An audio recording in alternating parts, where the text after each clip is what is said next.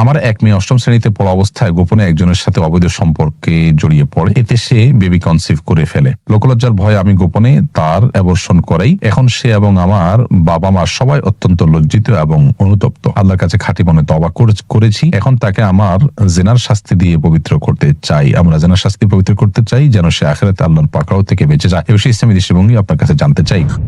বিয়ের জন্য দিনদার ছেলে না পেলে কি করব? এমনি রফিকুল ইসলাম আপনি লিখেছেন, আমার সব সময় পেরেশানি লেগেই থাকে, কোনোভাবেই দূর করতে পারি না। এটা থেকে বেঁচে থাকার উপায় কি? এরপরের প্রশ্ন হলো, সংবিধান থেকে যারা আল্লাহর উপর আস্থা ও বিশ্বাস বাদ দেওয়ার কথা বলে তাদেরকে কি মুসলমান বলা যায়? সালমান আহনাফ লিখেছেন, আমি যদি টুপি না পরে ক্যাপ ইউজ করি আমার কি সুন্নাত পালন করা হবে? পরপুরুষের সামনে কোনো নারী তার মেহেদি রঞ্জিত হাত প্রদর্শন করতে পারবে কিনা? মেহেদি রঞ্জিত হাত কোনো নারী প্রদর্শন করবেন না, তবে তিনি কোনোভাবে পুরুষের সাথে কোনো বিষয় আদান প্রদান করতে গিয়ে নিরুপায় বা কোনো জায়গায় প্রয়োজনের সাপেক্ষে যদি কোনো কিছু দিতে বা নিতে হয় এবং সেক্ষেত্রে যদি কেউ দেখে ফেলে তাতে অসুবিধা নেই। নবী করিম সাল্লাল্লাহু আলাইহি ওয়াসাল্লামের সময়ও এরকম একটি ঘটনা ঘটেছে। একজন নারী তার হাত দিয়ে নবী সাল্লাল্লাহু আলাইহি ওয়াসাল্লামের কাছে কিছু দিয়েছেন বা নিয়েছেন, এরকম কিছু একটা পর্দার আড়াল থেকে বা সামহাউ। তো এখানে তার হাতে মেহেদি না থাকে, নবী সাল্লাল্লাহু আলাইহি ওয়াসাল্লাম বলেছেন যে এটা কি কোনো পুরুষের হাত কিনা, কারণ মেয়েদের দিক থেকে এসেছে অথচ হাতে মেহেদি নেই।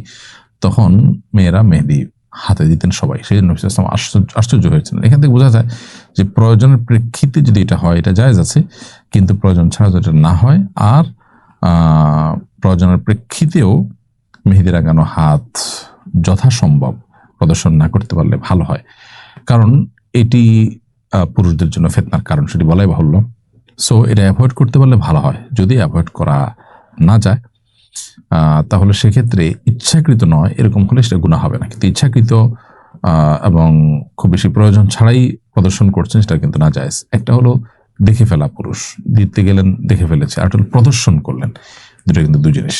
আল্লাহ সুবহানাহু ওয়া তাআলা আমাদের সৌন্দর্যকে, মা বোনদের সৌন্দর্যকে আল্লাহ তাআলা অপ্রকাশিত করে রাখতে বলেছেন। আল্লাহ বলেছেন যে ওয়ালা ইউবদিনা যিনাতাহুন্না ইল্লা মা যাহারা মিনহা, একান্ত যেগুলো বাহ্যিক অর্থাৎ পোশাকের বাইরেও যে অংশ, পোশাক বাহির থেকেও যেটা পোশাকের উপর দিয়ে যেটা দেখা যায় সেটি ছাড়া আর বাকি কোনো সৌন্দর্য নারীরা যেন প্রকাশ না করে। অতএব এটা প্রকাশ করবে না। বাকি জরুরি কোনো কাজ করতে গিয়ে যদি কেউ কারণ নজরে পড়ে যায় তার কারণে গুনাহগার হবেন না। এরপর প্রশ্ন হলো, কোরআনে 14টি সিজদার আয়াত আছে, অনেকে সিজদার আয়াত তেলাওয়াত করার পর তাৎক্ষণিক সিজদা করেন না, পুরো কোরআন খতম করার পর একত্রে 14টা সিজদা আদায় করাটা জায়েজ আছে কিনা? না, এরকম করাটা সঠিক কাজ নয়। কেউ যদি ভুলে যায় তাহলে সেটা তিনি পরে করতে পারেন, কিন্তু ইচ্ছাকৃতভাবে সবগুলো সিজদা জমিয়ে শেষে সিজদা দেওয়া একসাথে এটা জায়েজ নয়। আপনি কিভাবে নিশ্চিত হলেন যে পুরো কোরআন তেলাওয়াত করার তৌফিক আপনি পাবেন? হতে পারে আপনার হায়াত শেষ হয়ে যাবে, হতে পারে আপনি এই সিজদাগুলো একসাথে দেওয়ার যে প্ল্যান করছেন তার আগে আপনি মারা যাবেন, তখন তো এটি আপনার উপর অনাদায় থেকে যাবে। এই জন্য এই জাতীয় কোনো আমল যখন কারো উপরে বর্তায় প্রযোজ্য হয় তখন বিলম্ব না করে সে আমলটি করে ফেলা উচিত। বিয়ের জন্য দিনদার ছেলে না পেলে কি করব? দিনদার ছেলে খোঁজার জন্য আপ্রাণ চেষ্টা আমাদের করতে হবে এবং তার জন্য দিনদার সন্তান, দিনদার ছেলে এটা পাওয়ার জন্য দিনদার সার্কেলের সাথে যোগাযোগ করা, নিজে দিনদার হওয়া এবং সেই সাথে আল্লাহ সুবহানাহু ওয়া তাআলার কাছে দোয়া করা, এরকম ত্রিমুখী চেষ্টা করতে হবে। একান্ত আপনার কাঙ্ক্ষিত লেভেলে দিনদার না পেলে যেই লেভেলের পাচ্ছেন, তুলনামূলক যা পাচ্ছেন এর মধ্যে আপনার দিনের জন্য অধিকতর উপযোগী যাকে মনে হবে তাকে আপনি গ্রহণ করতে পারেন। আমি একজন বিপর্যস্ত পিতা। আমার এক মেয়ে অষ্টম শ্রেণীতে পড়া অবস্থায় গোপনে একজনের সাথে অবৈধ সম্পর্কে জড়িয়ে পড়ে। এতে সে বেবি কনসিভ করে ফেলে। লোকলজ্জার ভয়ে আমি গোপনে তার অ্যাবর্শন করাই। এখন সে এবং আমার বাবা মা সবাই অত্যন্ত লজ্জিত এবং অনুতপ্ত। আল্লাহর কাছে খাঁটি মনে তওবা করেছি। এখন তাকে আমার জিনার শাস্তি দিয়ে পবিত্র করতে চাই। আমরা জিনার শাস্তি পবিত্র করতে চাই যেন সে আখিরাতে আল্লাহর পাকড়াও থেকে বেঁচে যায়। এ বিষয়ে ইসলামী দৃষ্টিভঙ্গি আপনার কাছে জানতে চাই। প্রথম কথা হলো ভাই, জিনার শাস্তিটা ব্যক্তি পর্যায়ে আমরা কার্যকর করব না, বরং এরকম পরিস্থিতিতে সে এবং পুরো পরিবার আল্লাহ তাআলার কাছে লজ্জিত হয়ে এবং হারামের পথ থেকে সরে এসে আর যেন কখনো এই ভুলটা না হয় সেজন্য আল্লাহর কাছে দৃঢ় প্রতিজ্ঞা করা উচিত এবং দৃঢ় প্রত্যয় ব্যক্ত করা উচিত।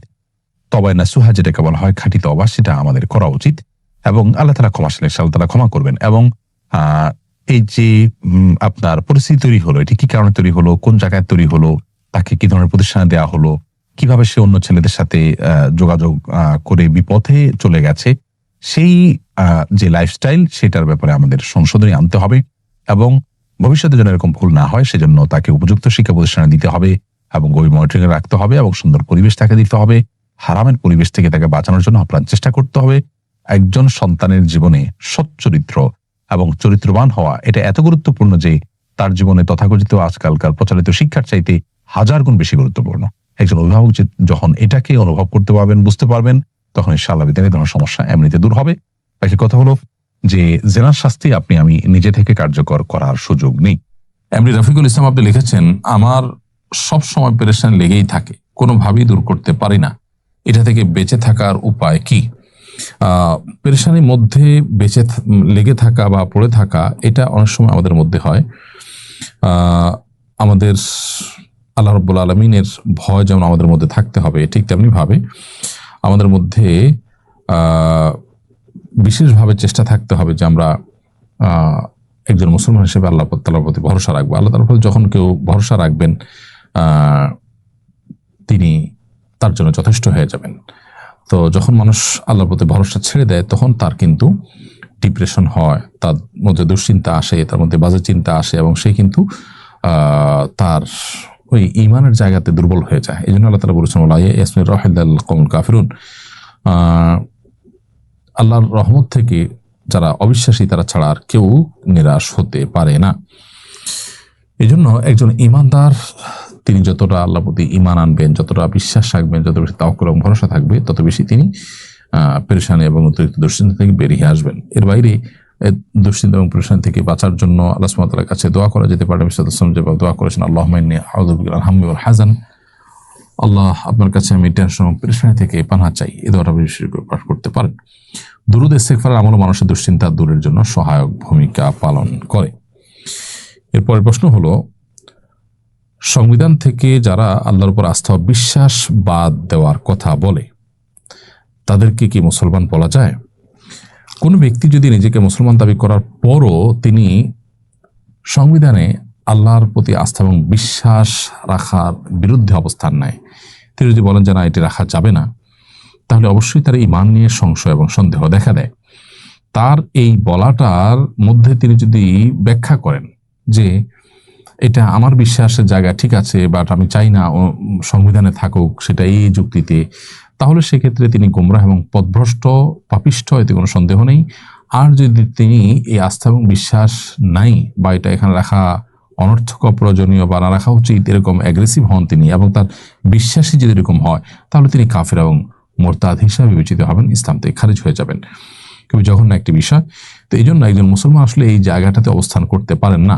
এখানে অনেকে যুক্তি দেন যে আল্লাহর উপরে আস্থা এবং বিশ্বাস এটা কেন সংবিধানে থাকবে, কারণ অন্য ধর্মাবলম্বী যারা আছে তারাও তো সংবিধান পড়বে, তাহলে তারা কি এটা আল্লাহর উপর আস্থা বিশ্বাস এই লেখাটা পড়ে তারপর পড়বে? এই উত্তরটা একেবারেই হাস্যকর আমার কাছে মনে হয়, বা এই প্রশ্নটা একেবারে হাস্যকর মনে হয়। কারণ হলো যে কোন সংবিধান যখন প্রণয়ন হয় দেশের সব মানুষ সেটার উপরে শতভাগ একমত থাকে না, কোনো বিষয় কারোর ভিন্নমত থাকতে পারে। অতএব ভিন্নমত আছে দেখে তার মতের পরিপন্থী কোনো কিছু থাকলে তিনি সে সংবিধান পড়তে পারবেন না, তা তো না। তাহলে একজন অন্য ধর্মাবলম্বী এই জায়গাটা সে তার ভিন্নমত আছে, এই জায়গাটা তিনি পড়লেন না, তাতে সমস্যাটা কোথায়? বা এই জায়গায় অ্যাভয়েড করলেন তিনি, সমস্যাটা কোন জায়গায়? মালয়েশিয়ানরা যদি মাত্র 65% মুসলমান হয়েও তাদের রাষ্ট্রধর্ম ইসলাম থাকতে পারে, তাদের সংবিধানে ইসলামকে গুরুত্বপূর্ণ জায়গায় তারা রাখতে পারে এবং তাতে যদি তাদের উন্নতি, অগ্রগতি, তাদের সৌহার্দ্য, সম্প্রীতি, পারস্পরিক একসাথে মিলেমিশে থাকা কোনো কিছু বাধাগ্রস্ত না হয়, তাহলে আমাদের দেশে কেন হবে? তো এই বিষয়গুলোতে আসলে ইচ্ছাকৃতভাবে ইসলাম এবং মুসলিমদেরকে কোণঠাসা করে রাখার যে পশ্চিমা আপনার প্রচেষ্টা আছে, যে গোটা পৃথিবীতে আজ মুসলমানদের প্রতি জুলুম এবং নির্যাতন চলছে, মুসলমানদেরকে কোণঠাসা করে রাখা হচ্ছে, ইসলামোফোব হচ্ছে দিন দিন উন্নত দেশগুলো, এটা তারই অনুসরণ মাত্র। পশ্চিমাদের গোলামরা সাধারণত তাদের এই অন্ধ অনুসরণ করতে পারে। ইসলাম এটা শুধু মুসলমান নয়, অন্য ধর্মের মানুষদের জন্য নিরাপত্তার সবচেয়ে বড় কারণ। ইসলাম ছাড়া অন্য কোনো কিছুতে মুসলমান তো বটেই, অন্যদেরও নিরাপত্তা নিহিত নেই। এই বিষয়ে দীর্ঘ আলোচনা করবার সুযোগ আমাদের সংক্ষিপ্ত সেশনে নেই। সালমান আহনাফ লিখেছেন, আমি যদি টুপি না পরে ক্যাপ ইউজ করি আমার কি সুন্নত পালন করা হবে না? প্রথমত ক্যাপের সামনের অংশ যে খোলা থাকে এগুলো তুরস্কে, এটি কামাল আতাতুর্কের আমলে চালু হয়েছে এবং তার উদ্দেশ্য ছিল যে সেজদাকে অস্বীকার করা, কারণ কপালের পর ওই অংশটা বেড়ে থাকা মানে হলো ওই অবস্থায় সেজদা করা যায় না। তো সেজন্য এটি সেখানে শুরু হয়েছে বলে সেখানকার পণ্ডিত বিভিন্ন ব্যক্তিবর্গের বিভিন্ন সেশনে, তাদের বিভিন্ন ওয়ার্কশপে আমি তাদের কাছ থেকে শুনেছি। অবশ্য এটি বই পুস্তকের কোনো ভাষায় আলাদা করে দেখিনি, আরবিতে এটাকে কুব্বা বলা হয়। এই কুব্বার আলোকে বদিউল সাইদুল ইসলাম হলো যে রাসাইলুন নূর এবং রাসাইলুন নূরকে কেন্দ্র করে যে সেমিনার এবং ওয়ার্কশপ হয়েছে সেখান থেকে পাওয়া তথ্য আমি এটি শেয়ার করেছি। তো যাই হোক, নবী করিম সাল্লাল্লাহু আলাইহি সাল্লামের পোশাক হিসাবে যে অভ্যাসগত বা সুন্নতে আদা